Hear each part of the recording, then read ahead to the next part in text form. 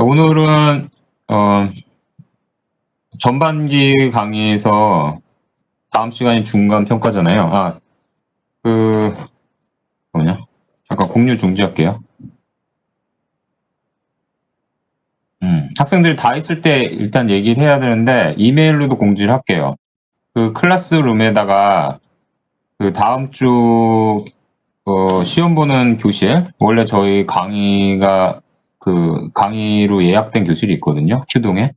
그 교실 번호랑 그 다음에 두 그룹으로 나눌 건데 그 교실에 지금 방역 수칙에 의해서 들어갈 수 있는 최대 인원이 있거든요. 근데 저희 그 수강 인원이 그보단 많아요. 그래서 두 그룹으로 나눠서 볼 건데 그 이름하고 학번이랑 누가 첫 시간에 들어오고 누가 둘째 시간에 들어올지 이렇게 표를 만들었어요. 그리고 참고로 얘기하자면은 그게 이제 클래스룸에 올라가 있고, 참고로 얘기하자면은 그 첫 번째 보는 시험지랑 두 번째 보는 시험지가 다를 거예요. 그러니까 여러분들이 혹시라도 굉장히 선의가 있어가지고 빨리 나가서 내가 내 친구한테 좀 알려줘야지 라 그래도 좀 도움은 안 될 거예요. 자, 이렇게 얘기하고 공유 시작할게요. 오늘 강의.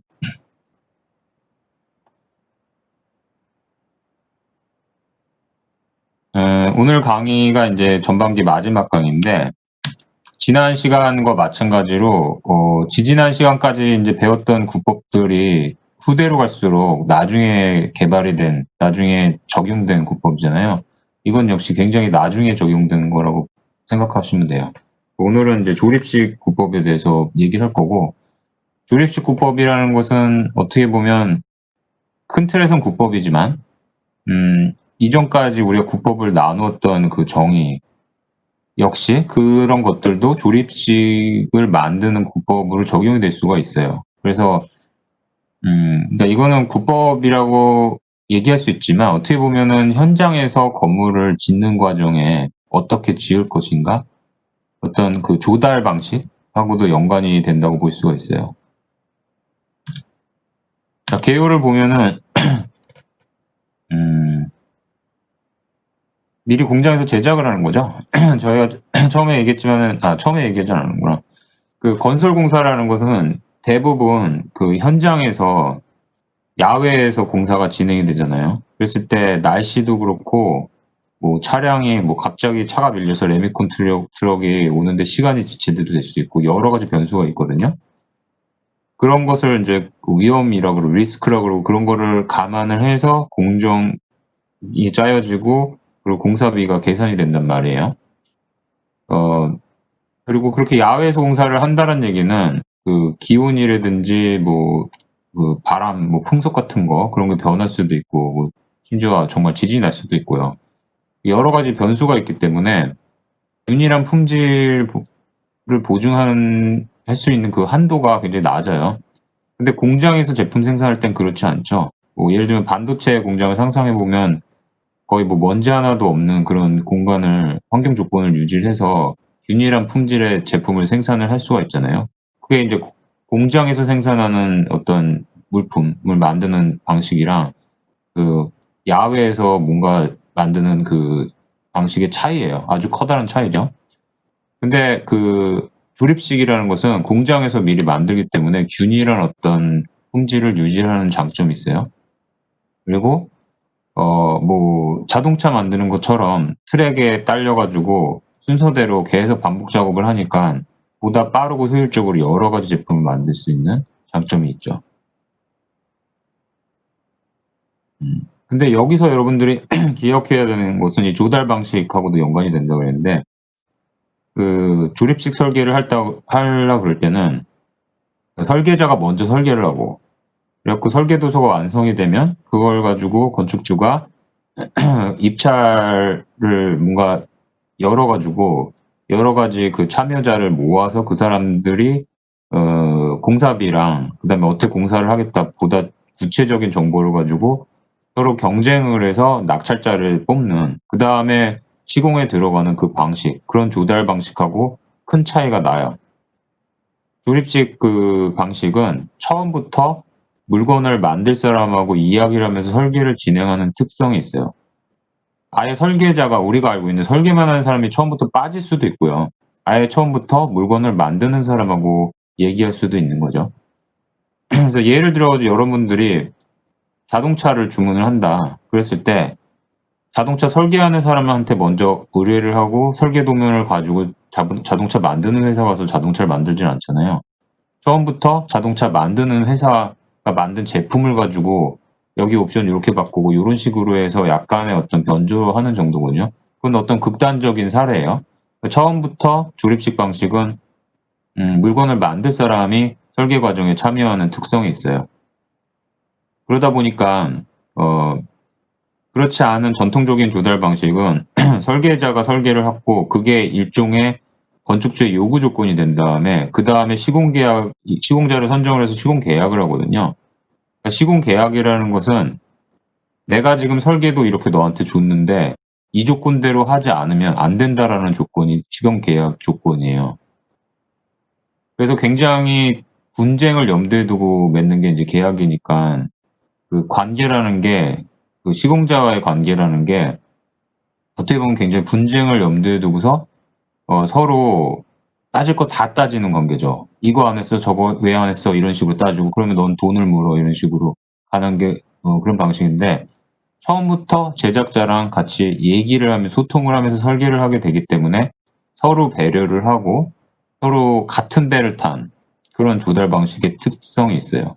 그래서 여기 IPD라고 그랬는데 Integrated Project Delivery라고 그러죠. 딜리버리가 조달이에요. 여러분들이 알고 있는 배달. 프로젝트를 배달을 하는데 서로 협조해서 같은 하나의 팀이 된다. 그래서 인티그레이트 된다는 얘기예요. 그리고 그런 이유로 계약을 할 때 두 사람 간에 설계 계약 건축주가 따로 맺고 시공 계약 따로 맺고 이런 식으로 하는 게 아니라 3 자면 3 자, 4 자면 4 자가 다 같이 동시에 계약을 맺는 그런 계약 형식을 써요, 이상적으로. 한국에 그런 게 있다, 그런 계약 폼이 있다, 없다 그건 잘 모르겠는데 이런 것을 제대로 하는 나라에서는 다자간 계약 폼을 써요. 그래서 우리가 보면은 이렇게 인제 볼 수가 있는데요. 음. 어 여기 밑에 보면은 여기 왼편에 위에 있는 가장 커다란 그래프를 봅시다. 보면은 밑에 처음에 초안 설계를 하고 초기 설계를 하고 그다음에 중간 설계를 하고 나중에 실시 설계, CD가 실시 설계예요. 그게 다 끝나면 입찰을 해서 그 시공자 선정을 한 다음에 인제 시공에 들어간다는 얘기죠.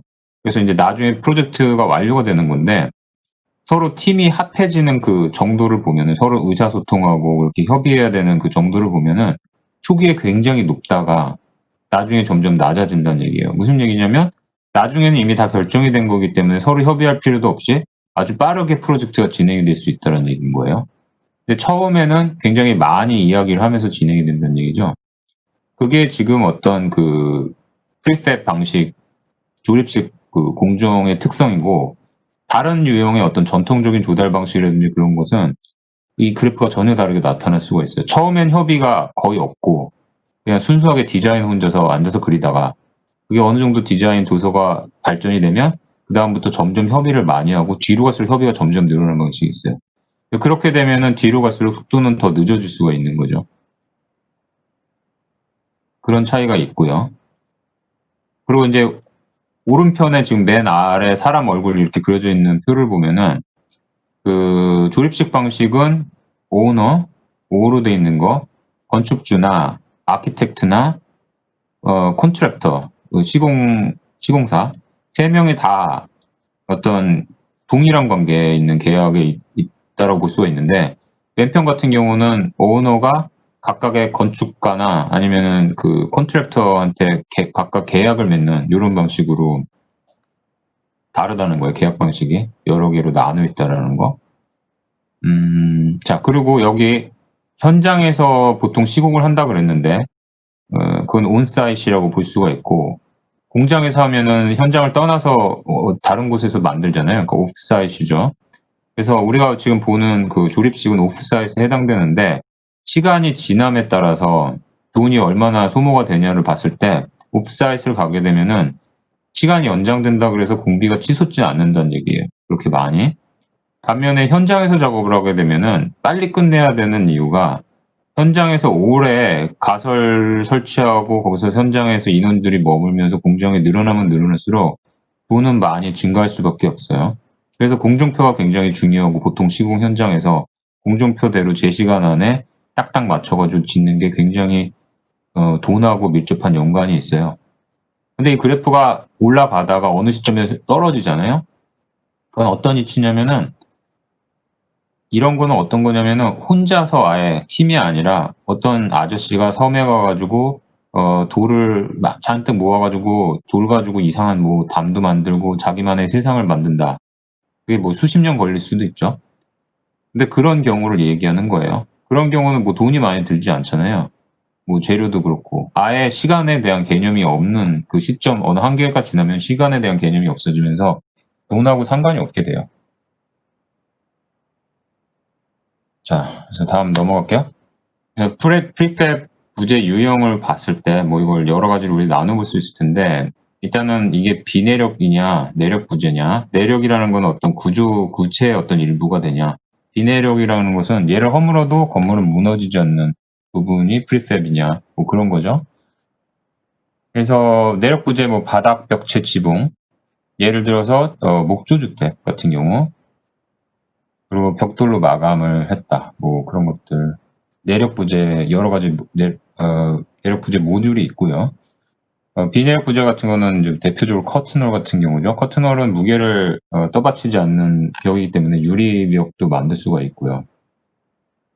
근데 그런 어떤 그 판넬, 커튼홀 판넬 같은 거를 공장에서 미리 생산해 오죠, 대부분. 근데 아예 실처럼 만들어서 이렇게 덩어리로 네모난 박스처럼 만들어 가지고 걔를 그 프리팹 해올 수도 있다는 얘기예요. 그리고 걔네들이 무게를 서로 자기 자체의 어떤 구조를 유지할 수 있는 힘을 갖고 있잖아요. 그건 내력 부재이죠.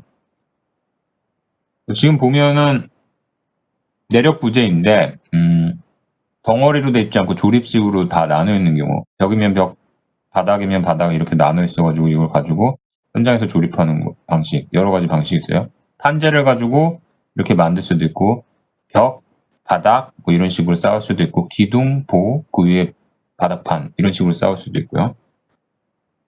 그리고 뭐 오른편 같이 이렇게 돼 있는데 요것은 이제 프리팹으로 만든 콘크리트라고 볼 수가 있고 우리 콘크리트 강의할 때 얘기를 했어요. 그래서 예를 들어서 이케아 같은 데 가보면 거기 뭐 에스컬레이터 타고 딱 갈 때 기둥 같은 거 보면은 기둥하고 보 만나는 부분에 이렇게 조인트가 확실하게 보이고 아 저거는 프리팹 기둥에다가 프리팹 보를 얹어 가지고 만든 건물이구나 이렇게 알 수가 있거든요. 그런 어떤 건설 과정이에요. 그리고 목조주택도 현장에서 못 가지고 두들겨 짓는 것도 많지만 최근에는 아예 그 공장에서 미리 그 도면 보내면은 그 제작자들이 그 설계도에 맞춰 가지고 벽이면 벽, 바닥이면 바닥 이렇게 덩어리로 미리 만들어 놓고 얘를 컨테이너에다가 넣어 가지고 보내서 현장에서 조립식으로 짓는 경우가 굉장히 많죠. 그 경우가 더 많아요, 요즘에는. 그래서 그런 어떤 방식을 보여주는 거고요. 아니면 이렇게 커튼홀처럼 그게 이제 순수하게 유리로 돼 있는 경우도 있지만 지금 그림에서 보다시피 어떤 판넬로 돼 있는 경우가 있거든요. 주로 우리나라에서는 보기가 좀 드물어요, 이런 것을. 근데 유럽 같은 경우는 많아요. 이유는 뭐냐면 요즘에는 그렇게 이런 식으로 외장재를 프리팹으로 생산해서 붙이는 경우가 그렇게 많지 않은 이유가 얘가 멋있어 보이질 않거든요, 시각적으로. 되게 기계적이고 단조로워 보이는 거죠. 어 근데 서양에서는 한 70-80 년대까지 아니면 90 년대 초까지 기계적인 어떤 하이테크 대표적으로 하이테크 경향의 건축물 그런 어떤 기계적인 미학을 추구하던 시기가 있었어요. 그런 부류가 있었고 우리나라는 그 시기에 그런 지점에 도달할 상황이 아니었고요. 그래서 서양에는 뭐 70-80 년대 90 년대 지어진 그 건축물이 이렇게 반복적인 그 패턴을 갖고 있고 그런 패턴을 만드는 부재들이 프리팹 그 부재인 경우가 많아요. 그래서 외장재, 커튼홀 같은 경우가 이렇게 뭐 콘크리트로 만들 수도 있고 아니면 뭐 플라스틱 계열로 만들 수도 있고 금속 계열로 만들 수도 있고요. 외장 판넬하고 비슷하죠. 이런 것들 보면. 보면은. 그렇게 보면 매장 판넬도 프리팹 계열이라고 얘기할 수는 있죠. 그리고 이렇게 덩어리로 미리 만들어 와서 덩어리를 조립하는 경우도 있고요. 자립 모듈 같은 거는 대표적으로 트레일러 하우스 같은 거, 뭐, 내력 부재 실 모듈, 이거는 이제 덩어리로 만드는 거에 또 한 일종이에요. 그림 볼게요. 이게 자립 모듈 같은 경우는 얘는 자체 구조 형태 같은 거를 유지를 할 수는 있어요. 그리고 이 자체 모듈이기 때문에 얘를 이리저리 끌고 다니면서 다른 장소에다가 놓을 수도 있는 사례예요. 그래서 뭐 지금 왼편 아래에 보이는 것처럼 지게차가 지금 간이 화장실 이동을 시키고 있는 거잖아요. 우리 이런 거 많이 봤죠? 국립공원 같은 데 가면은 저런 간이 화장실이 여러 개가 이렇게 놓여 있잖아요. 얘 다 쓰고 다른 데로 또 옮겨가지고 쓸 수 있는 어떤 모듈이에요. 자립형 모듈.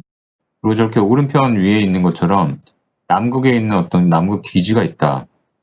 그 경우 미리 본토에서 만들어가지고 배를 타고 쟤를 이송을 해서 현장에다 그냥 갖다 놓기만 하고 연결만 하는 거잖아요.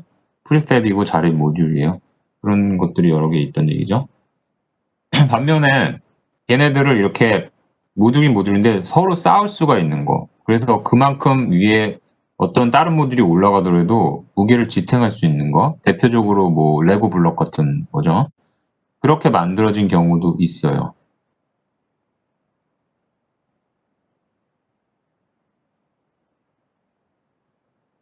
그래서 여러 가지 아주 다양한 방식의 그 프리팹이 있는데 여기에 어떤 특이한 부분, 그 테일러링 한다 그러죠. 맞춤하는 부분이 많은 비스폭이라 그런 말도 많이 하고 요즘에 삼성 그 가전제품 보면은 비스폭이라는 이름 붙은 시리즈가 있거든요. 가전제품인데 뭐 문짝의 색깔도 다르고 마감이 조금 그래서 약간 아티하게 나오는 것들이 있는데 거기에 이제 걔네 비스폭이란 말을 붙였는데 커스터마이즈 뭐 이런 뜻이에요. 영어로 비스폭이란 뜻이. 테일러드 됐다 그러고요. 그래서 맞춤 비중이 높을수록 그 제작 기간 가격이 상승하죠. 그래서 양복을 봤을 때 기성 제품 그냥 그 사이즈만 쫙 나와 있는 것은 싼 반면에 아저씨가 재단사가 와가지고 팔길이 재고 해가지고 딱 맞춰가지고 제작하는 맞춤 양복은 비싼 거예요. 같은 위치죠. 근데 그 맞춤 비중이 이 프리팹에도 들어갈 수가 있는데요. 그것의 정도에 따라서 지금 제가 보여드릴 한 4가지로 프리팹의 종류를 나눌 수가 있어요. 메이드 투 스톡. 그 공장에서 만들어가지고 그냥 착착 쌓아놓고 일반적인 제품하고 거의 같은 개념이라고 보면 되는데 그냥 거의 제품처럼 이렇게 만드는 거. 주문을 받아서 뭐 이게 아니고 그냥 벽돌 자기네가 만들고 싶은 거 만들어가지고 종류별로 그냥 딱 재고로 만드는 거예요. 재고. 그러니까 창고에다가 같이 쌓아놓고 주문 오면 그때 가서 파는 거죠. 그게 이제 거의 프리팹의 제일 하위라고 볼 수 있어요. 제일 난이도가 낮은 굉장히 단순한 것들. 그래서 강목, 합판, 보드, 벽돌 등 이미 우리가 국법에서 다 얘기했던 거고 그거 얘기할 때 이게 프리팹이라는 강조도 하지 않았어요. 근데 엄밀한 어떤 프로세스를 보면은 그것을 공장에서 만드는 부분이 있기 때문에 얘는 프리팹이라고 분류할 수 있고 그중에 가장 하위라고 보면 돼요. 이제 그보다 좀 더 진화된 것은 어셈블 투 스톡이라고 볼 수가 있는데 조립을 하는 거죠. 조립해서 역시 미리 만들어 두고 그 다음에 주문을 받는 방식이에요. 근데 마치 자동차처럼 종류별로 여러 개를 만들어 두고 카탈로그를 만든 다음에 카탈로그 보고 고객이 선택을 하면 그 다음에 갖고 나가게 하는 거죠. 그러니까 미리 만들어져 있다는 특성이 있어요. 여러 개 종류가 있지만. 그래서 대표적으로 트레일러 주택 같은 거의 자동차 같은 거죠. 그래서 그 사례를 보면 이렇게 그 건설 부재, 공장에서 생산되는 각 건설 부재가 있고 카탈로그를 보고 고를 수 있는 이런 제품들이 있어요. 제가 알기로 이 오른편에 있는 것은 무지라는 일본 그 회사에서 무인양품 거기서 만든 그 프리팹 하우스고요. 이 카탈로그에서 얘네가 판대요. 이케아도 요즘에 이런 거를 시도하고 있는 걸로 알고 있어요. 음, 그러니까 이거는 여러분이 학교에서 가르치는 어떤 설계 개념이랑 굉장히 많이 다르죠. 여러분들이 그냥 집에서 제품 디자이너처럼 아주 그 환경을 고려하기보다는 그 제품의 사이즈라든지 재질만을 고려하고 이동성만 고려를 해서 건물을 아예 설계를 해 버리는 거예요. 그래서 그걸 특허를 내 가지고 생산할 수 있는 회사에다 팔아 버리는 거죠. 아니면 그 회사의 디자이너로 고용이 돼서 이걸 설계를 해 주거나. 자, 요번 이 MTO, ETO는 일단 주문을 받은 다음에 제작하는 순서가 있어요. 그래서 주어진 조건, 사용의 옵션에 그거 주문을 먼저 받고 그다음에 제작이 들어가요. 그래서 made to order, 그 주문받도록 만들어진다. 그래서 그런 어떤 대표적인 거는 창문 같은 거? 이미 창틀 종류, 유리의 어떤 종류 같은 거는 카탈로그에 나와 있어요. 하지만 건물에 따라서 창문의 크기는 제각각 달라질 수가 있죠. 그리고 그 커다란 창틀 안에 어떤 것은 미닫이로 열리고 어떤 건 고정창이고 어떤 것은 개폐창 그 여닫이로 열고 이렇게 여러 가지 조합이 가능해요. 그 설계 노소에 따라서. 그렇기 때문에 카탈로그에서 고르지만 "우리 이렇게 해 주세요."라고 조건을 건 다음에 제작에 들어가는 부재들이 있는 거예요. 그리고 맨 마지막으로 일단은 거의 조건을 내세워야지 그다음에 들어갈 수 있는 거, 카탈로그조차도 없는 경우, 그거는 인제 엔지니어 투 오더 맨 마지막이고, 얘가 프리팹이라고 분류되는 것 중에 가장 상위에 있어요. 조건이 가장 구체적이기 때문에 제작이 오래 걸리고 가격도 높다, 이렇게 보시면 돼요. 하위로 내려갈수록 가격이 싸진다, 벽돌같이. 그래서 이게 뭐냐, MTO, 메이크 투 오더, 주문을 받으면 그다음에 제작에 들어온 창틀, 문짝 같은 경우 그런 사례고요. 그리고 엔지니어 투 오더는 설계가 완성이 되면 그다음에 인제 제작에 들어가고, 가장 어떤 프리팹이긴 하지만 디자인은 가장 맞춤형으로 디자인을 하게 되는데, 그렇 그런 측면에서 우리가 지금 요번 시간에 보는, 아니면 건축가들이 프리팹이라고 단정하는 것은 주로 이 단계에 해당돼요. ETO. 음. 그냥 제품 디자인을 하지 않기 때문에 우리가. 예를 들면 우리가 설계를 배워 가지고 창문 회사에 들어가서 창문 설계를 한다거나 이런 경우는 많지는 않잖아요. 적어도 집은 설계를 하는데 그래도 프리팹 분야에서 일을 하게 된다, 그러면 ETO 계열 쪽이 되는 거죠.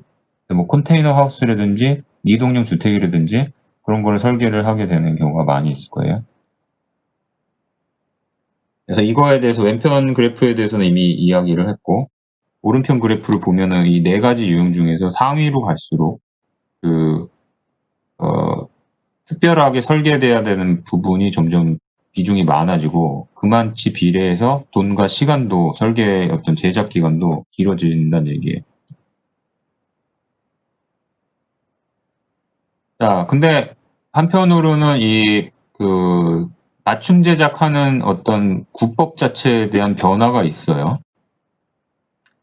대표적으로 우리가 자동차 만드는 방식에 이걸 대입해 볼 수가 있는데, 자동차 만드는 것을 공장에서 양산을 하는 걸 최초로 시도했던 게 포드죠. 미국의 포드사예요.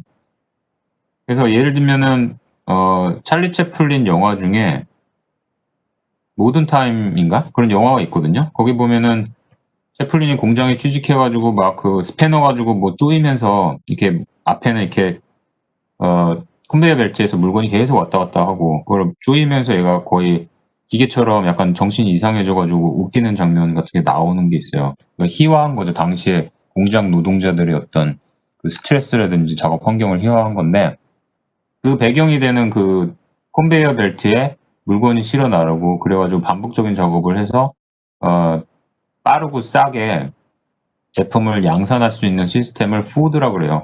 포드 시스템이라 그래요. 그게 인제 자동차 회사에서 만들어졌고, 자동차라는 게 굉장한 기술의 집산물이지만 얘가 가격이 낮아진 이유가 바로 그 시스템 때문에 일반인들이 살 수 있는 물건이 된 거거든요. 근데 문제가 발생을 하죠. 그 채플린 영화에서 본 것처럼 획일화되는 거예요. 그리고 기계적이 되고 모든 제품이 다 똑같아. 가격은 싼 대신에 차별화가 되지를 않아요. 이 어떤 특히 돈 많은 사람들의 어떤 욕구를 충족하는 데 문제가 생기죠. 그래서 후대에 가 가지고 만들어진 게 토요타 시스템이에요. 린 프로덕션이라고 그러는데, 얘네들의 생산 방식은 양산이긴 양산인데 음 어느 정도 범위 안에서는 그 다양화를 시도하는 거예요. 커스터마이제이션을 하는 거예요. 그래서 뭐 요즘 자동차들은 대부분 이런 카테고리 안에 들어가요. 내가 엔진은 뭘 넣고 색깔은 어떻게 넣고 내부 마감은 어떻고 뭐 내비게이션은 어떤 걸 할 것이고 그 안에 옵션이 되게 많단 말이에요. 그래서 공장에서 그러면 그거를 뭐 그만큼 개수대로 공장을 만드는 게 아니고요. 하나의 트랙에 가는 게 태그가 붙어 있어 가지고 핸들을 붙이는 사람은 요번에 온 곳은 택을 보고 A 뭐 5 가지의 핸들이 있다 그러면은 이것은 A 타입을 붙이고 그다음 거는 택을 보고 뭐 이거는 D 타입을 붙여야 되는구나 이렇게 되는 거죠. 그런 시스템을 만든 게 토요타사예요. 그래서 토요타 프로덕션 시스템은 맞춤 양산을 하는 거예요. 이런 식으로 그 프리팹 공정 자체도 점점 진화하고 있다는 얘기인 거예요. 근데 이제는 그게 더 많이 달라질 수가 있는 게 4차 산업 시기에 들어온 거죠. 4차 산업이라는 것은 설계한 사람이 그 자리에서 설계자가 곧 물품도 찍어낼 수 있는 단계거든요. 대표적으로 3D 프린터가 그거죠.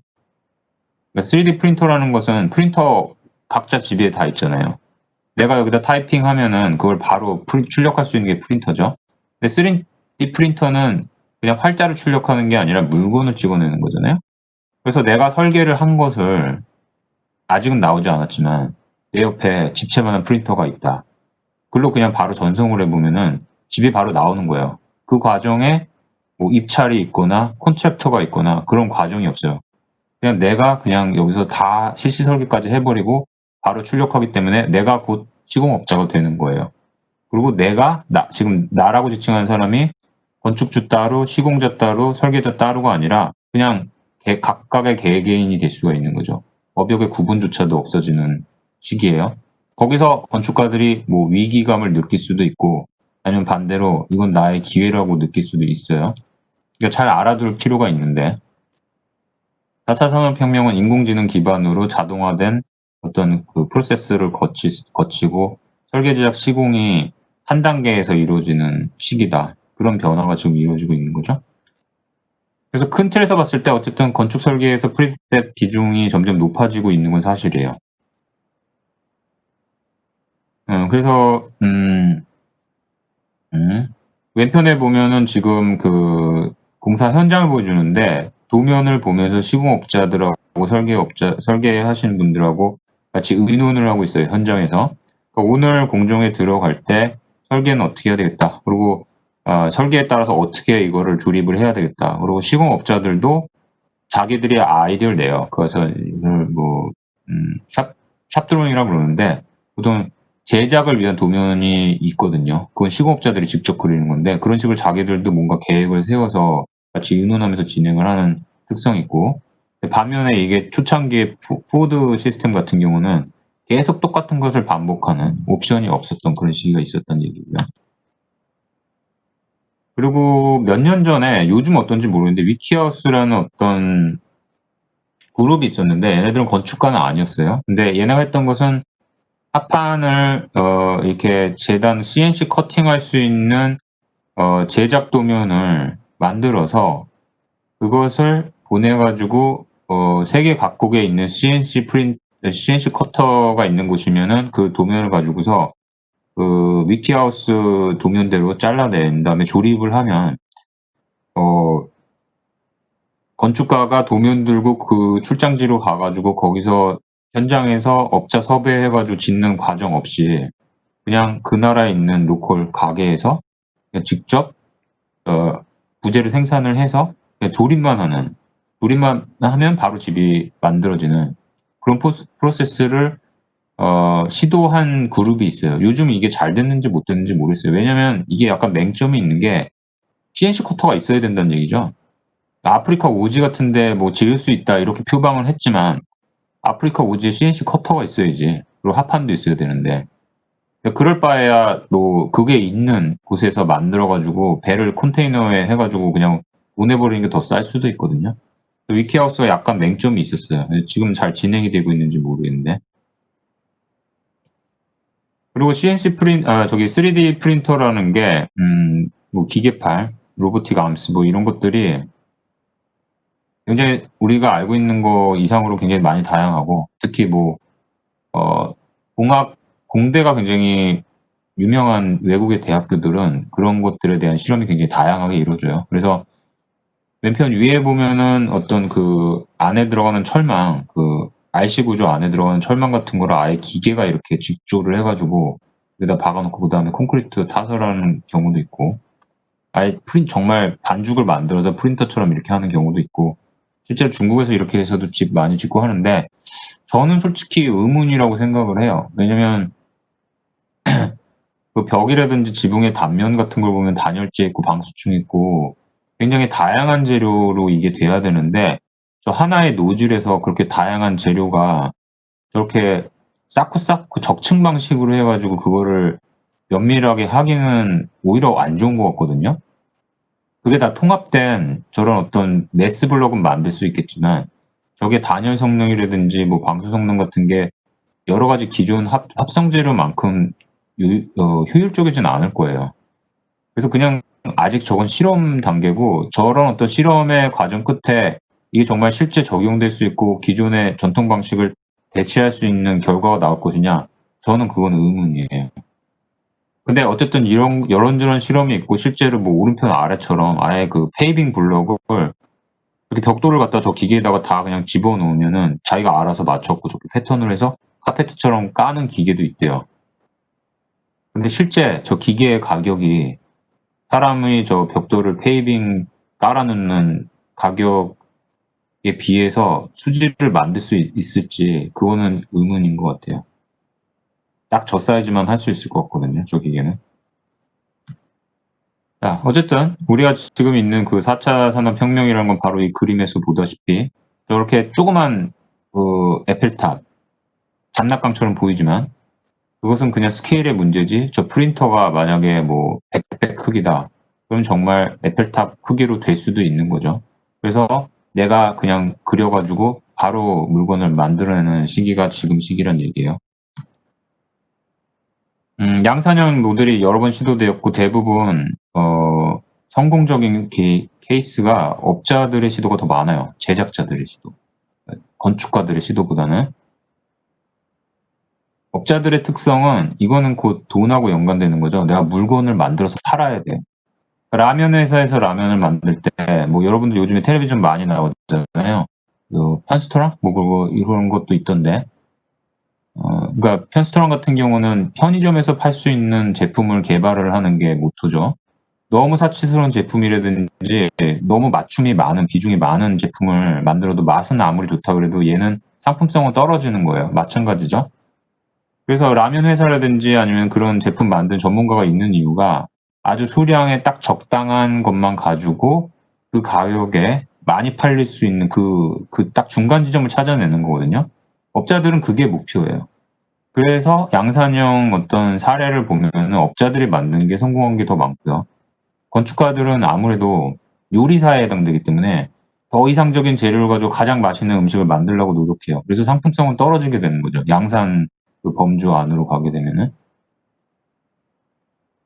그래서 양산형 조립을 만약 하게 된다, 양산형 제품을 설계를 하게 된다. 그렇게 되면은 학교에서 배웠던 그런 태도보다는, 작가적인 태도보다는 생산자적인 태도를 취해야 된다. 그래서 무난함, 그리고 맞춤형, 보편성을 추구를 해야 돼요. 그래서 왼편에 보이는 거는 지금 우리나라 여의도에 그 빨간 기둥 있는 고층 건물 쓴 거 알아요? 그 무슨 종교단체인데, 통일교 그 재단 그 땅에다가 아주 커다란 무슨 컴플렉스가 들어가고 있거든요. 거기 아주 고층 건물이 들어가고 거기 빨간 기둥을 해서 지은 게 있어요. 최근에 그게 리차드 로저스가 지은 건데, 그 사람은 하이테크 건축가예요. 리차드 로저스가 초창기에 줬던 게 퐁피두 센터도 그 사람이 줬던 건데요. 그러니까 지금 이걸 로이드 뱅크라고, 그 이게 80년대 초에 설계돼서 지어진 건물인데요. 여러분들 혹시 런던에 가서 한번 로이드 뱅크 보면은 엘리베이터가 유리로 돼 있거든요. 그냥 유리가 아니라 완전 유리로만 정말 떠서 다니는 것 같아요. 근데 그게 80년대 설계된 거예요. 그리고 완전 계속 진짜 스테인리스로 해서 다 번쩍번쩍 빛나고 정말 살아있는 로봇 옆에 서 있는 느낌이 들어요. SF 만화에 나오는 것 같은 모든 디테일이 그래요. 그래서 보면은 야, 이거는 공장 같고 정말 기계적이다, 그리고 아름답다를 느낄 수가 있어요. 근데 얘는 그러면은 양산형이냐라고 얘기했을 때 아니에요. 양산형으로 성공된 건 아니에요.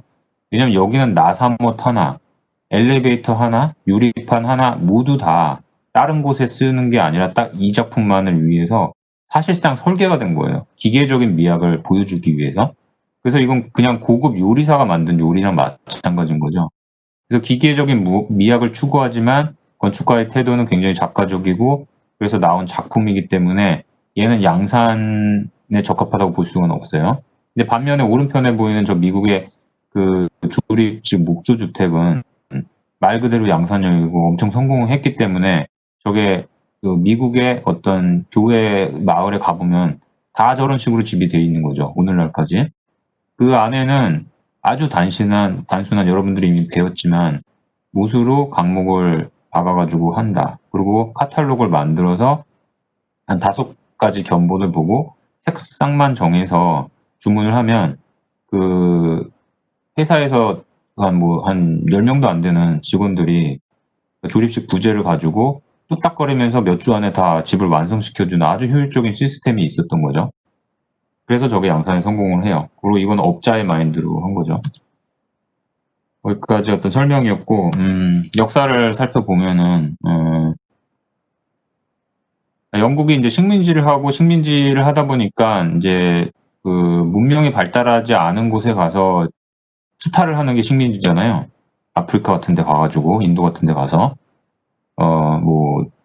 마치 맨하탄 섬처럼 인디언들한테 유리구슬 주고 그 섬을 샀나, 그렇죠?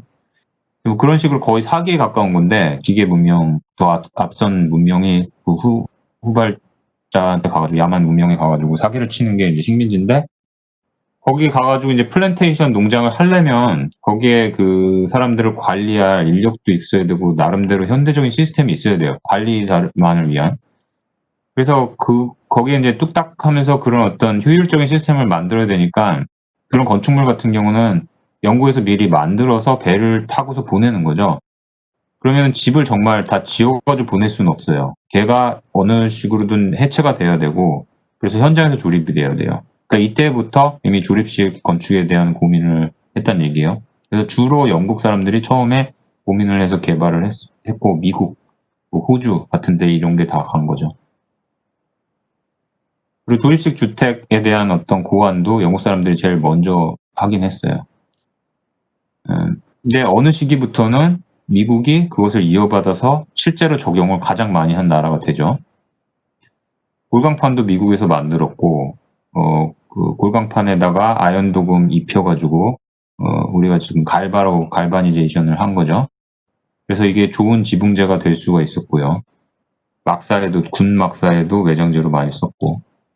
그래서 오른편 그림에 보이다시피 아주 전형적인 군대 막사인데, 저게 1차 대전, 2차 대전 초기까지 많이 쓰이는 군대 막사거든요.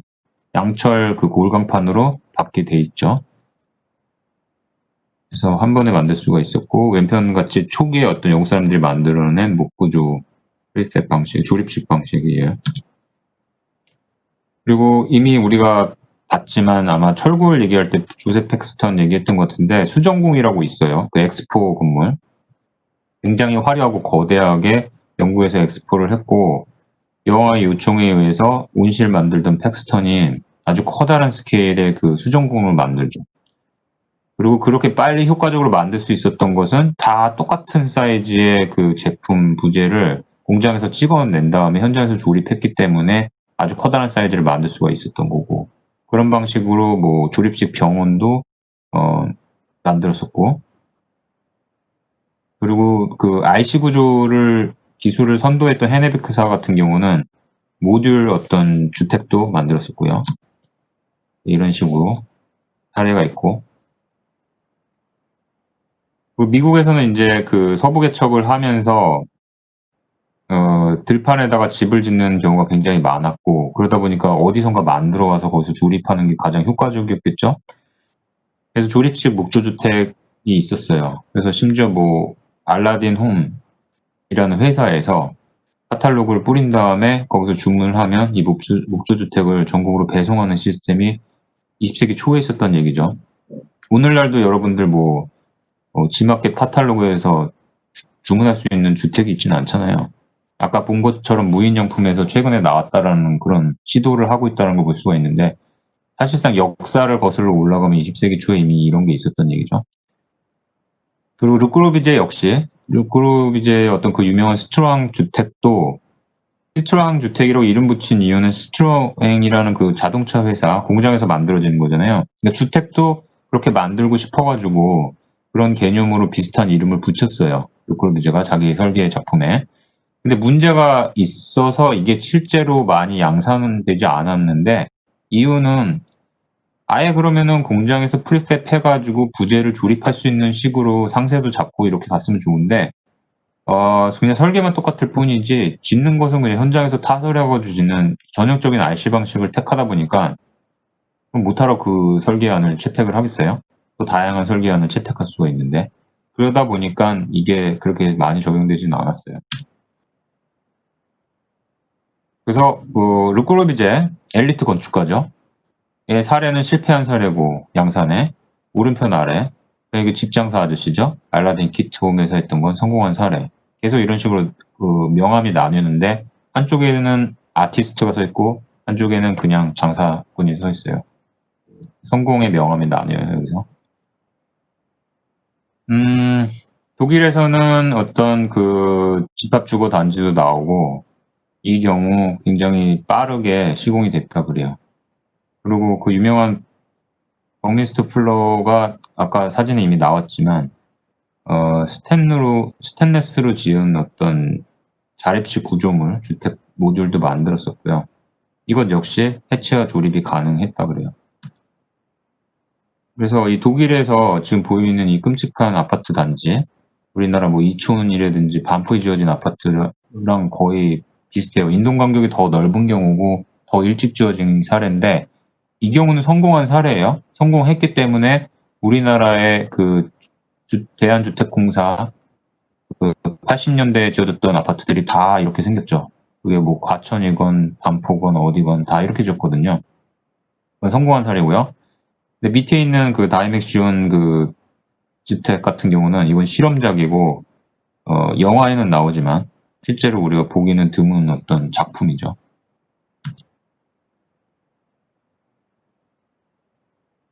그래서 여러 가지 실험이 이루어졌다는 게 지금 보여주는 페이지의 어떤 주요 내용입니다. 거기에 장 프로브 같은 건축가도 있었고 이 사람은 알루미늄 같은 거를 써서 그리고 굉장히 미니멀한 어떤 형태 그리고 하지만 공장에서 만들 수 있는 그런 양산형 소재를 썼다라는 걸로 굉장히 유명한 건축가예요.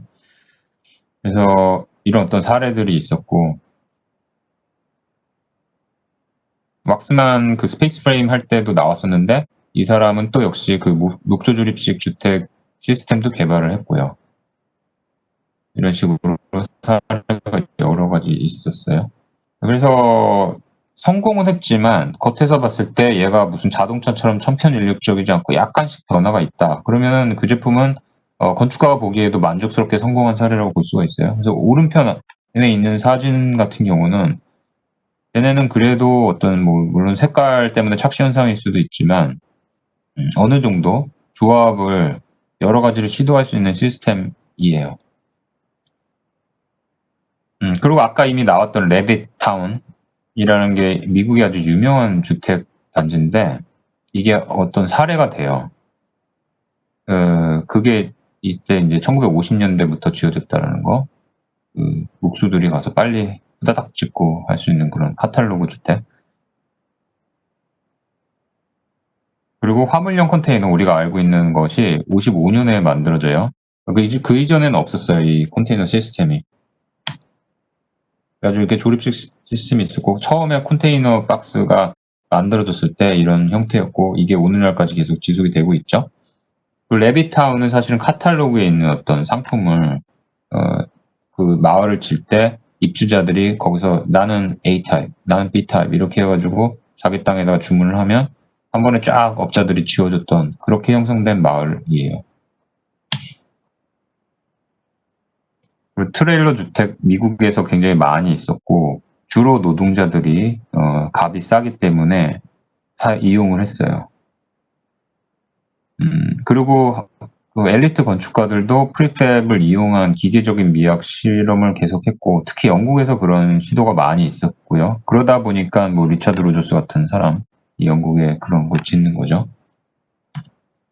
그래서 이거는 이제 트레일러 하우스고, 얘는 실제로 가격이 저렴했고 이동성도 있었기 때문에 서민들이, 그러니까 돈 없는 사람들이 많이 이거를 썼어요. 그러니까 내가 땅을 소유하지 않았는데, 근데 미국은 땅이 넓다 보니까 뭐 주인이 있는지 없는지 모르겠지만 어쨌든 방치된 것 같은 곳에 그냥 쟤를 딱 내려놓고 사는 거죠.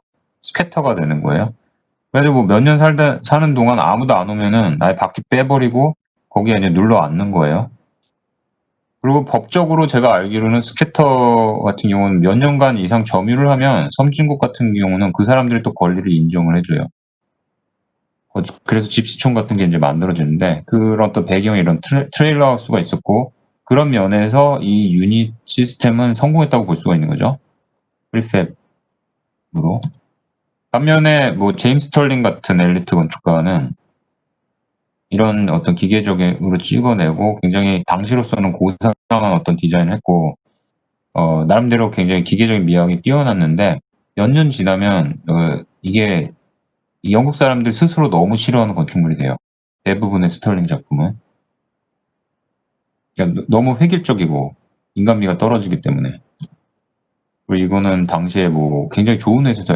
올리베티라고 굉장히 첨단의 디자인, 제품 디자인을 하는 회사인데, 걔네 어떤 교육센터도 제임스 스털링이 디자인했고 GRP 같은 판넬을 이용을 해서 저렇게 건물 외장을 했어요.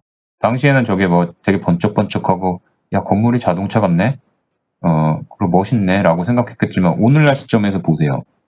이 빛바랜 그 자외선에 의해서 누렇게 변질된 이 플라스틱 판넬을 보면은 우리 머릿속에 떠오르는 건 그냥 이동형 간이 변소, 국립공원에 있는 그게 떠오르지 않나요? 이 건물을 보면은. 그래서 이 건물은 부서졌어요. 나중에 철거가 됐어요.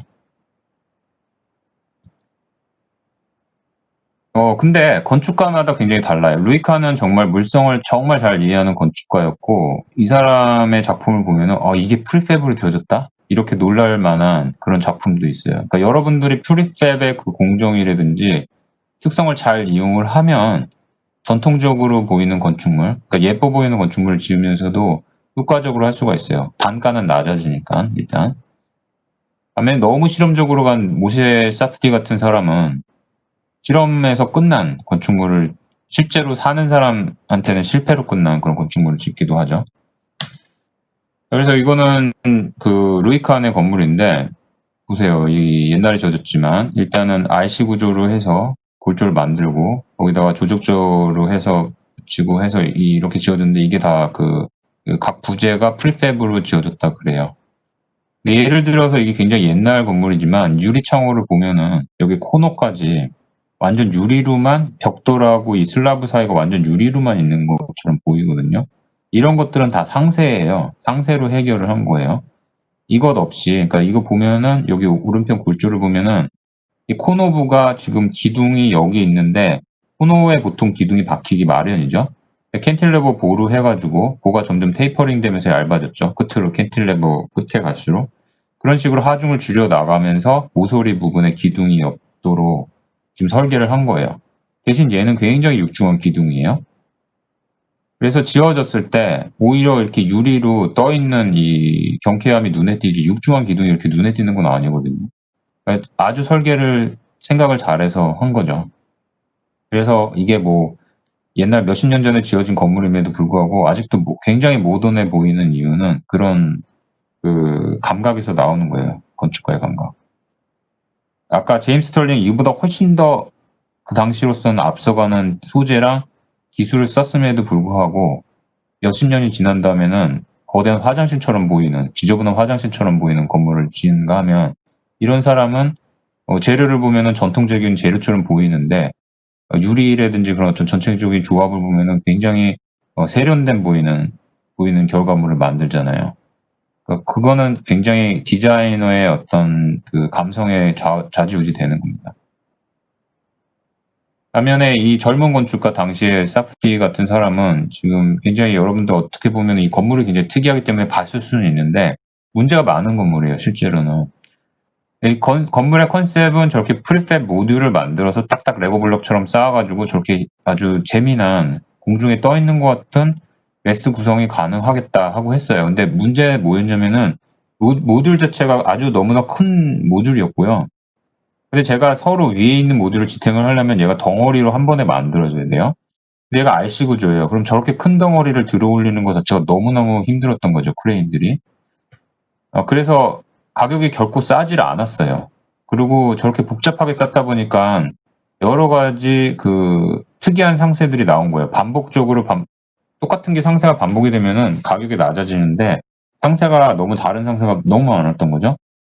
연조가 너무 많아가지고 오히려 싸지를 않았고, 그리고 이 주택 그 구성, 공간 구성 같은 게 좋지 않았대요. 그래서 실패인데, 근데 아직까지 남겨져 있어요. 왜냐면 이 건물에 어떤 특이함이 있기 때문에.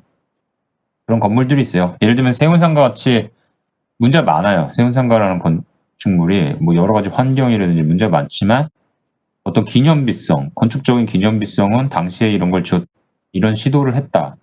공중부도 같은 연결을 도시 스케일로 시도를 했다. 그런 기념비성 때문에 우리가 아직도 놔두고 계속 쓰려고 그러는 거죠, 이 건물을. 그리고 설비 시스템을 고려한 프리팹 모듈도 나왔고, 그리고 메타볼리스트 중에 한 사람이었던 기쇼브로가 같은 사람이 어떤 모듈을 사용한 그 건축물을 엑스포에서 내보여줬고, 이걸 우리가 스페이스 프레임 할 때 봤던 건물이고, 그리고 아까 설비 시스템 같은 경우 이렇게 위에 들어가는 어떤 이 설비군 자체가 모듈화 돼가지고 나중에 건물 이거 보면은 골조 따로, 여기 모듈 설비 따로, 마감재 따로 이렇게 돼 있는 거고, 여기 벽체조차도 매달리는 시스템으로 돼 있고, 이 모든 걸 제거하고 골조만 남기면은 기둥 딱 4개 박힌 스페이스 프레임 지붕의 공간이거든요. 나중에 마감재 제거하고 마치 무대 세트 바꾸듯이 이 내부의 그 공간 배열을 얼마든지 계속 바꿀 수 있는 거죠. 그런 거를 고안해서 만든 어떤 모듈 시스템이에요, 이 경우는.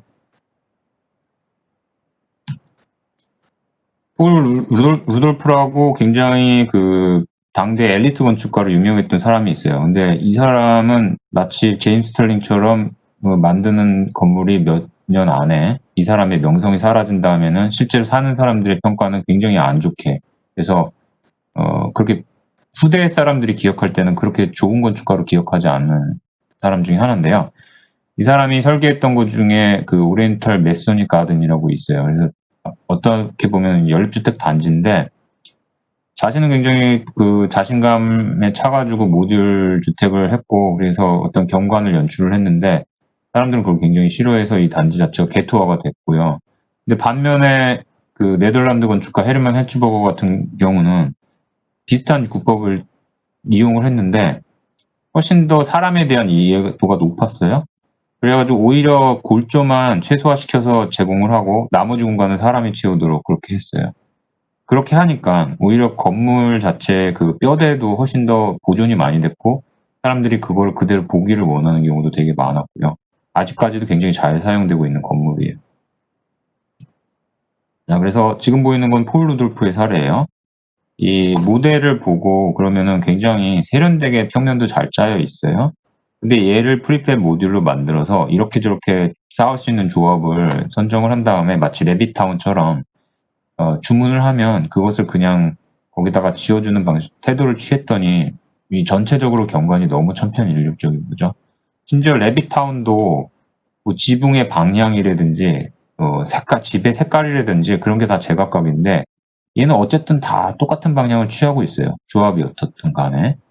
근데 재질이 당시에는 야 이거 프리팹으로 만드는 게 우리 대단하지 않냐? 당시로서 어떤 자부심이 있었지만 후대에 몇 년 지나가지고 걔가 어떻게 보일지에 대한 예측을 못한 거예요. 그러니까 그런 점이 되게 중요해요. 여러분들 과 옷이라든지 화장품 유행 마찬가지죠. 지금 뭐 염색하고 뭐 여러 가지 뭐 눈 색깔도 바꾸고 여러 가지 패션이 유행하기 때문에 그걸 하는데 몇 년 지나가지고 봤을 때 그 유행이 지난 다음에 보면 '내가 저 시기에 왜 저러고 다녔을까?' 그래서 찍은 사진을 다 보여주고 싶지 않게 되는 시기가 곧 오거든요. 유행이란 게 그런 건데 디자이너가 특히 건축가는 그래서는 안 돼요. 짧게 유행을 따라가는 건축가가 돼서는 안 돼요. 왜냐면은 건물은 그보다 훨씬 더 오래가고 몇 년이 지난 다음에 그거에 대한 재평가가 내려졌을 때는 아주 상황이 바뀌어요. 아예 건물 단지가 폴 루돌프 사례처럼 다 없어질 수가 있거든요. 그리고 뭐 시대적인 이유로 그냥 못생김에도 불구하고 사람들이 그걸 지고 가는 세운상과 같은 사례를 만들지 않으려면은 건축가가 잘해야 되는 거예요. 그래서 이거는 좋은 사례예요. 그 네덜란드 건축가. 그냥 콘크리트 블록으로 짓고 했는데 공간 구성을 보면은 굉장히 재미있게 돼 있어요. 그리고 이렇게 마감재도 지금 처리를 안 한 채로 했어요. 그럴 때는 어떤 사람은 그냥 페인트만 바르고 뭐 그러면서 쓰는 거죠.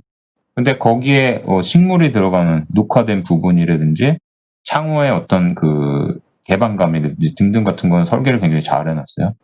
환경적으로 굉장히 고려를 잘해서 이 단지 같은 경우 성공적으로 사용이 되는 경우. 그런 사례가 여러 가지가 있고, 또 한 가지 눈여겨볼 거는 그 아까 구로가와가 72년에 낙하진 캡슐 타워라는 걸 만들고요. 얘는 굉장히 그냥 어떤 랜드마크 아니면 아이콘으로 굉장히 유명해요. 그 외관 때문에. 딱 보면은, 이거 저거 프리팹이라는 어떤 느낌이 굉장히 강하거든요. 마치 요즘에 그 시스템 랩이 짓는 건물이 프리팹으로 이렇게 지어진 경우 굉장히 그 모듈이 도드라지고 그래서 프리팹의 어떤 특성을 굉장히 잘 살렸어요. 근데 그게 스타일적으로 성공을 했다라는 어떤 평가랑 실제로 거기에 사는 사람들의 평가랑 비례하진 않아요. 이제 낙하진 타워 같은 경우는 그 이미지로서는 성공했다는 얘기예요. 근데 실제로 그 관리라든지 그 모듈의 어떤 프리팹의 관리적인 장점을 살렸냐? 거기에선 실패를 했어요. 그래서 이 경우는 이제 성공한 사례인데 아까 헤르만 헤치버거처럼 그 사람들이 그 선택할 수 있는 폭을 최대한 놔두고 대신에 환경적인 부분은 굉장히 쾌적하도록 신경을 써서 이건 후대까지 잘 사용된 사례라고 할 수가 있고요.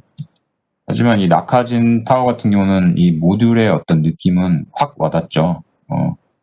이게 다 똑같은 거에서 꼈다 뺐다 하면서 저걸 계속 쓸 수가 있겠구나 이런 어떤 상상이 금세 되거든요. 근데 이제 함정은 이 모듈 자체가 애초에 굉장히 작게 설계가 됐다라는 거. 설계 작품을 보면은 여러분들이 뭐 1, 2학년 때 설계하는 것처럼 모듈 주택처럼 모두 맞춤으로 지금 다 설계를 했어요. 침대는 뭐 L자로 휘어지고 여기에 들어가는 것도 뭐 그렇고 마치 우주선 그 생활 모듈처럼 설계를 했는데 설계 당시에야 뭐 이게 굉장히 첨단으로 느껴지고 그런 체험 자체가 좋았겠죠. 근데 여기서 살라 그러면 한 2달 지나면은 내가 지금 감옥에 들어와 있다는 생각을 하게 되거든요. 이렇게 작은 공간 안에서 사람이. 이렇게 사선으로 휘어진 것 자체도 마음에 안 들거든요. 사실 여기 살면은. 근데 어쨌든 굉장히 아이코닉한 건물이고, 그래서 건축가들은 좀 기억해야 될 건물이고, 어떤 가능성을 극단적인 사례를 보여주니까. 여러분들이 영화 울버린에 보면은, 울버린이 일본에 가는 영화가 있거든요. 3편인가 뭐 그러는데, 거기에 이 건물이 나와요. 자, 그리고 하이테크 건축 이미 제가 얘기했죠. 자, 근데 이 하이테크는 양식이다. 그래서 양산재 공장에서 만들어진 그 느낌을 굉장히 강렬하게 보여주고 있지만 반복되는 형태라든지 근데 상세라든지 실제로 적용된 제품 같은 걸 보면은 다 맞춤이다. 그래서 시공성 경제성만을 위한 선택이 아니었고 이건 스타일을 위한 선택이었다. 이렇게 보시면 돼요. pompidu 센터라든지.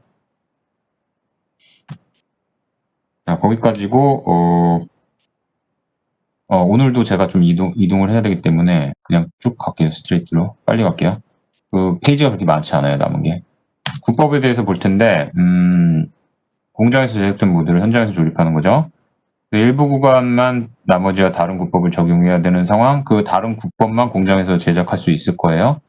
아니면 설비가 굉장히 집중이 돼가지고 공사가 복잡한 부분이 있다. 어디에는 막 파이프가 작은 지점인데 막 엉켜 있다. 그럼 그걸 현장에서 풀라 그러기보단 공장에서 그냥 차분하게 여러 개를 만들어서 현장에서 그냥 갖다 꽂아 놓기만 하는 게 더 낫겠죠. 아니면 화장실처럼 그 부분만, 그 모듈만 방수방습이 돼야 되고 완전 밀실하게 다른 부위랑 구분이 돼야 된다? 그럼 걔도 아예 모듈로 만들어서 갖다 꽂아 놓는 경우가 많아요. 우리나라 아파트 질 때 그렇게 짓는 경우도 굉장히 많았어요. 아니면 외장재처럼 반복되는 그 부분이 굉장히 많다 그랬을 때 걔 같은 경우 그렇게 할 수가 있겠죠. 그래서 지금 이런 것처럼 그 프리팹 외벽체는 대부분 그 공장에서 미리 제작해서 갖다 껴놓는 식으로 오늘날 많이 하고요. 배관 설비가 어느 지점에 굉장히 많이 집단 연결이 된다 그러면 그 부분은 박스로 공장에서 미리 제작해 올 수도 있어요.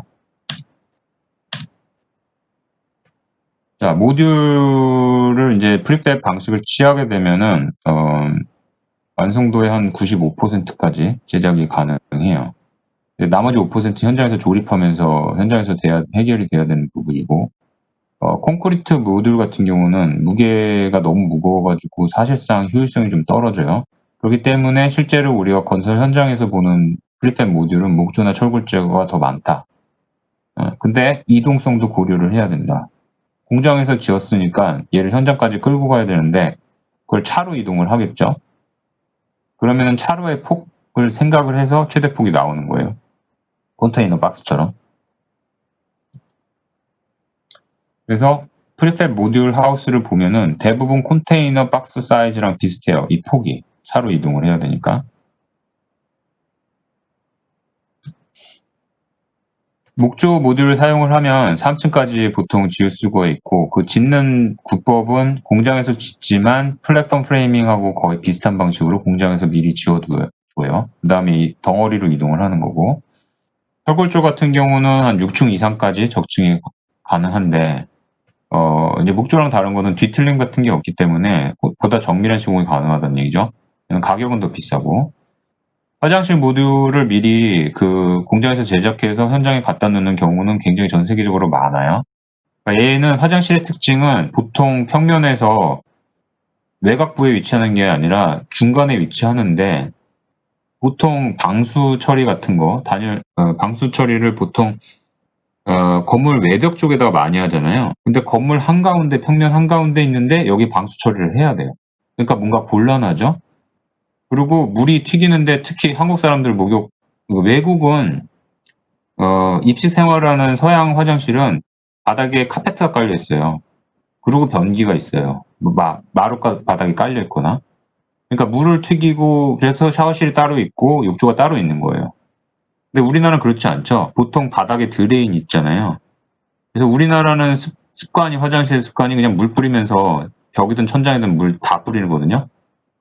화장실에 뭐 파리가 날라들었다 그러면은 물총 쏴가지고 해도 되죠. 우리나라 화장실은. 근데 서양에서 그러면 뭐 카페트 젖고 난리가 나는 거죠. 그래서 굉장히 다른 개념인데, 그러니까 우리는 거의 그 물을 뿌리는 공간인데 그러다 보니까 그냥 천장 바닥 다 이어지도록 그 플라스틱 같은 걸로 GRP 같은 소재로 하는 게 더 나을 수가 있거든요. 그다음에 겉에 타일을 붙이든지. 그래서 그런 어떤 완전 다른 재료로 그 밀실하게 해야 되다 보니까 그 모듈을 공장에서 제작하는 경우가 많죠. 게다가 파이프 같은 모듈이 있기 때문에. 그래갖고 목조 모듈을 해가지고 층층이 쌓게 되면은 어쨌든 층하고 층 만나는 부분에 이렇게 조인트 부분이 생기죠. 그래서 이런 부분은 마감재를 붙이지 않아요. 이건 현장에서 요 구간만 마감재를 붙이는 거예요. 이렇게. 그래서 겉에서 보면 위에 아래 마감재랑 똑같이 보이게 결과적으로는 되는데 그 과정에 그게 현장에서 조립되는 과정에는 이렇게 이음매가 노출이 됩니다. 그래서 이렇게 사진에 이렇게 이음매가 노출된 부분이 생기죠. 그래서 그 방금은 이제 뭐 레빗하우스처럼 공장에서 거의 그 카탈로그식의 어떤 그 설계 아니라 그러면은 이거는 이제 보다 건축가가 이제 순수하게 프리팹 방식을 적용을 해서 설계한 경우예요. 그래서 보다 이제 좀 모던한 형태로 돼 있고 상세를 보면 좀 더 세련된 형태를 썼어요. 그래서 지금 이 단면을 보면은 방금 그 주택인데 이 테라스 모듈은 나중에 현장에서 따로 갖다 붙인 거고 이 모듈이기 때문에 윗 모듈에 바닥판이 있고 아랫 모듈에 천장판이 있어요. 그러니까 단면을 보면은 윗 모듈에 수평재가 있고 수평 단면이 있고 아랫 모듈에 수평 단면이 있어서 이중으로 이렇게 단면이 구성이 돼요. 만나는 부분에 벽도 마찬가지고 그게 이제 프리팹 건물 설계의 특징이에요. 각 모듈이 만나는 부분에 있어서 단면이 이중으로 나타나는 거. 그런 걸 고려를 해야 된다는 거죠. 그래서 이런 식으로 이중이 나타나고 그 모듈하고 모듈이 만나는 부분에 뭐 완충제를 넣는 부분이 현장에서 처리돼야 되는 부분이 생긴다.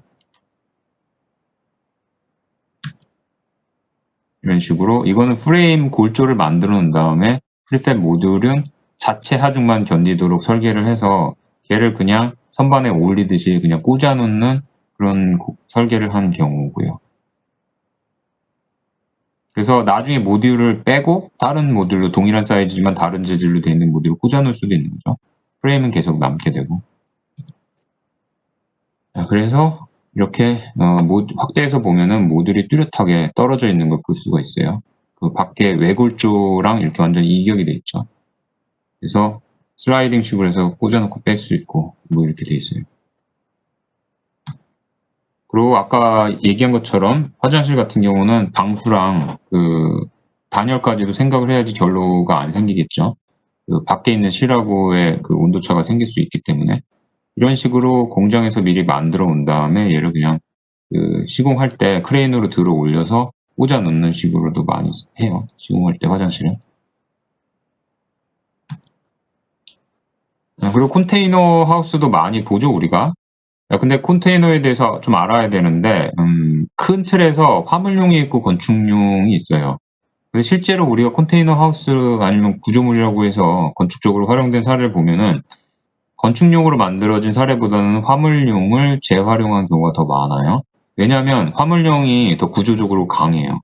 그래서 내진 보강 없이 7층까지 쌓을 수 있고 브레이싱을 걸면 15층까지도 쌓을 수 있거든요. 그래서 그 항만에 가보면은 컨테이너 그 적층 그 하역장 보면은 컨테이너들이 산처럼 이렇게 쌓여 있잖아요. 그게 이런 구조 원리로 그렇게 가능한 거예요. 근데 건축용으로 제작된 것은 프레임이 굉장히 최소화돼 가지고 그렇게 강하지 않아요. 3층까지밖에 쌓을 수 없다 그러죠. 그래서 종류가 컨테이너가 되게 다양하고 겉에는 저렇게 골강형으로 돼 있는 골판형으로 돼 있고 재질은 코르텐이다. 그래서 녹스러 그 겉에서 이제 도장이 돼 있어서 안 보이지만 어쨌든 굉장히 녹에 강한 재질이다. 하시면 되고 그 규격이 있고 그래서 이게 차로 폭을 고려를 해서 보통은 2.4m 전후로 해서 건물의 폭이 컨테이너의 폭이 잡혀요. 그래서 뭐 이게 접이식으로 가는 컨테이너도 있고 여러 가지 모듈이 다양하게 있어요. 그래서 저렇게 쌓을 수가 있는 거죠. 뭐 7층까지는 쌓을 수가 있고 브레이싱 걸지도 않고. 근데 이제 건축용 모듈 같은 경우는 뼈대를 강화시키지 않는 한은 일반적인 건축용 모듈은 3층까지밖에 쌓을 수 없어요. 그리고 여러분이 이제 컨테이너 모듈을 설계를 하게 되면 보통은 프레임만 놔두고 그 마감재 같은 걸 제거를 해서 지금 오른편 아래 사진처럼 이렇게 그 여러 개 모듈을 이렇게 터가지고 하나의 공간으로 만들 수도 있거든요. 근데 프레임만 이렇게 남는 거죠. 이런 식으로 주로 설계를 많이 하게 돼요. 그리고 컨테이너 하우스 같은 컨테이너를 쌓을 때는 브레이싱을 저런 식으로 걸어가지고 7층이 아니라 뭐 14층까지도 갈 수가 있는. 그리고 저렇게 브레이싱을 걸 수 있는 상세가 컨테이너 박스에 모서리에 이렇게 잡혀 있다라는 거 눈여겨 보시면 볼 수가 있고요. 그래서 아까 말씀드린 대로 보통 건축에서 활용할 때는 중고 화물 컨테이너를 이제 개조를 해가지고 건물에 사용되는 경우가 더 많아요. 그래서 근데 거기서 짐작할 수 있듯이 현장에서 활용한다는 얘기는 프레임만 주로 쌓는 선에서 끝나거든요.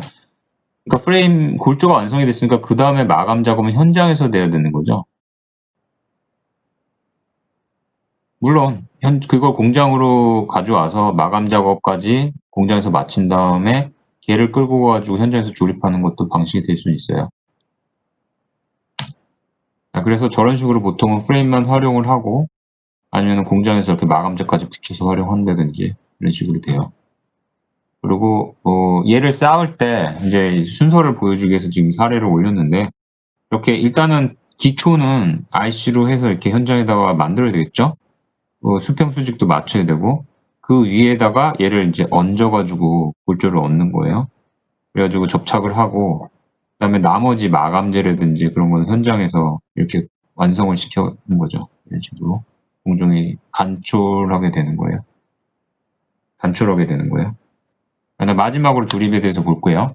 최대한 공장에서 조립하는 게 좋죠. 프리팹은. 그래서 현장 그 횟수를 최소화시키고, 그리고 장점이 있다 그러면은 해체도 용이하다. 그래서 이동시켜가지고 다른 곳에 재조립할 수도 있는 재사용 가능성이 높다.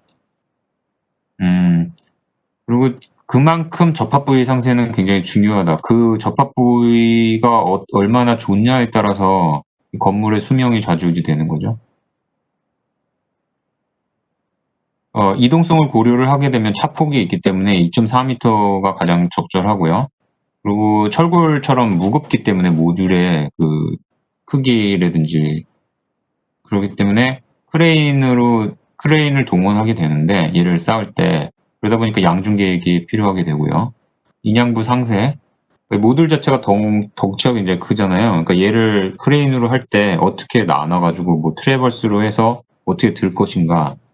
뭐 예를 들어서 목조 모듈처럼 한 지점을 잡아가지고 든다 그런들 그 자체의 어떤 그 구조 성능이 낮아서 들어올리는 과정에 하중이 분산되면서 불균형하게 분산되면서 이게 부서질 수가 있게 되면은 들어올리는 부분은 어떻게 감싸가지고 들어올려야 되는지 등등 고려를 잘해야 된다는 얘기예요. 그래서 목조 모듈 같은 경우는 줄기초가 적당하고 철근 모듈은 독립기초가 적절하다.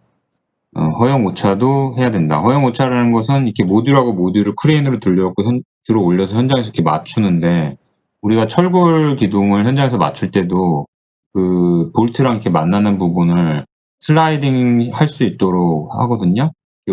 볼트 구멍을 그냥 동그랗게 내는 게 아니라 일렬로 이렇게 째진 눈처럼 축방향으로 놔줘요. 그래야지 현장에서 슬라이딩 하면서 맞춰가지고 정확한 자리에 얹혀지면 그 다음에 너트를 조이는 거예요. 그런 식으로 허용 오차도 고려를 해야 되고, 접합부에 대한 그 설계를 해야 되는 것이죠. 그래서 그런 어떤 현장에서 조립하는 부분, 조인트 부분은 오른쪽 위에서 보는 것처럼 슬라이딩을 할 수 있게 해준다든지, 너트를 조이는 부분도 움직일 수 있게 구멍을 이렇게 축방향으로 이동성을 주고, 아니면 아예 갭을 놔둔 다음에 이 부분을 나중에 채우도록 용접을 한다든지 그런 식으로 채우도록 하는 것도 방법이고, 코너 구간 같은 경우는 아예 이런 식으로 만나도록 해서 슬라이딩 할 수 있게 해주는 거죠. 여러 가지 고려가 돼야 된다는 거예요. 거기까지 오늘 강의입니다. 일단 공유 중지를 하고 질문을 받을게요. 질문 있으면 해주세요. 자, 아까 못 든 사람을 위해서 얘기할 텐데 지금 클래스룸에 가면은 다음 주 주간에 파일 하나가 올려져 있고 거기에 시험 장소랑 그 이름별 각 그 학번별 시험 시간이 나와 있어요. 그러니까 그거 참조해서 미리 제 시간에 오셔야지 시험을 볼 수가 있고요. 그리고 두 시간대로 나눠가지고 시험을 볼 텐데 첫 시간대랑 두 시간대 시험 문제가 다를 거예요. 그러니까 그걸 알아두세요. 철콘이나 철골 구조보다 모듈식 구조가 지진 태풍에 약할 것 같죠. 네. 그래서 그 조인트 부분 설계가 굉장히 중요해요. 그리고 구조적으로 이 부분에 대한 연구도 더 많이 필요해요. 예를 들면 컨테이너 모듈로 해서 프리팹을 모듈을 만들어 와서 현장에다가 지었다. 그랬을 때 바람이 불면은 이 모듈 그냥 그 자체 그냥 탁탁 쌓아놓는 거 가지고는 모자르겠죠. 그러니까 뭐 브레이싱이 된다든지 각각의 모듈을 연결하는 그런 게 나중에 추가가 돼야 될 거예요. 그런 고려는 돼야 됩니다.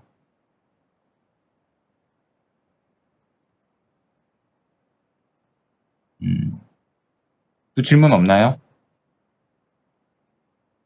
시험을 미국과 다른 평가로 하시겠다. 일본 학생 같은데. 네. 해외 나가서 한국에 못 들어간다. 그런 경우 아직 해외에 나가기 쉽지 않은 상태에서 이번 학기도 한국에 못 들어갈 수가 있다. 아, 이게 뭐지? 근데 문제가 있는데요. 왜냐하면 지금 비대면 수업이라 그래도 병행이 가능한데요, 이 수업이. 근데 비대면 병행 수업조차도 기말 시험은 현장에 와서 보게 돼 있거든요. 100% 기말 평가까지 할 수는 없어요. 중간 평가는 만약에 그 학생 같은 경우는 이런 특이한 경우는 제가 고려할 수는 있어요. 뭐 나중에 어떤 식으로도 평가를 할 수가 있는데 기말 시험은 대면으로 해야 된다라고 알고 있습니다. 제가 잘못한 걸지 모르겠는데 한번 저도 확인해 볼게요. 이 학생 같은 경우 뭐 비대면으로 기말까지 할 수가 있냐. 전반적으로 지금 그런 식으로는 생각을 안 하고 있는데요. 방법이 있을지도 모르죠. 한번 확인해 보겠습니다. 자, 프리팹 방식으로 건물 지을 때 기초는 대부분 아까 저기 그 컨테이너 하우스 본 것처럼 여지껏 모든 기초 그래요. 뭐 그게 흙을 다지목을 하든 뭘 하든 기초는 RC 구조로 보통 가요. 콘크리트로 하는 게 최고예요. 왜냐하면 그 방수가 돼야 되고 견고해야 되는데 옛날 같으면 조족조로 갔겠지만 지금은 조족조를 쓰는 시기가 아니잖아요. 그러니까 한꺼번에 할 때 제일 좋은 것은 RC 구조예요. 요즘은 다 공통적으로 RC라고 보면 돼요. 기초만큼은.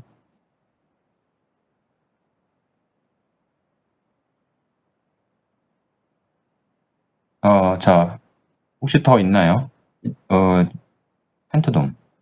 펜타돔이 어떤 거냐면 다시 보여준 건 그렇고요. 그러니까 여러분들 뭐 그 아파트 지을 때 크레인 보잖아요. 팔 기다란 크레인 보면은 얘가 처음부터 그렇게 덩어리를 현장으로 가져오는 게 아니고 짤막짤막한 토막을 연결을 해서 긴 팔로 만들고 현장에서 조립하거든요. 아파트 크레인. 그다음에 이거 타워조차도 그런 식으로 해서 현장에서 쭉쭉 올라가요. 대나무 자라듯이. 그런데 인제 펜타돔은 그런 식으로 현장에서 예를 들면 돔이 이렇게 생겼다. 이렇게 되면 돔이잖아요. 근데 얘를 현장에서 각구제를 연결을 해서 트러스를 연결해서 돔을 반쪽을 만들고 얘를 반쪽을 만드는 거예요. 근데 처음에는 여기 힌지고 여기 힌지니까 이렇게 눕혀 놓고 만드는 거죠. 조립을 다 했어요. 그다음에 크레인으로 얘를 들어 올려요. 들어 올려서 서로 만나게 한 다음에 여기다 핀을 꽂아요. 핀을 꽂아 갖고 꽂으면 얘가 딱 완성이 돼서 도움이 되죠. 그래서 이렇게 바닥에서 각 유닛을 각 부분을 나눠 가지고 조립을 한 다음에 얘를 최종적으로 들어 올려서 전체를 완성시키는 주로 인제 스테디움 지붕 같은 경우인데 그렇게 해서 완성시키는 걸 펜타돔이라고 그래요. 돔이긴 돔인데 여러 조각으로 나뉘어 가지고 현장에서 최종 조립이 되는 것을 펜타돔이라고 그래요. 그러니까 얘도 돔이고 얘도 돔이에요. 근데 이만한 돔을 만들려고 얘 따로 만들고 얘 따로 만든 다음에 크레인을 들어 올려서 나중에 조립하는 거죠, 이 부분을. 이해돼요? 소미 학생? 네. 네. 자, 또 질문 있나요?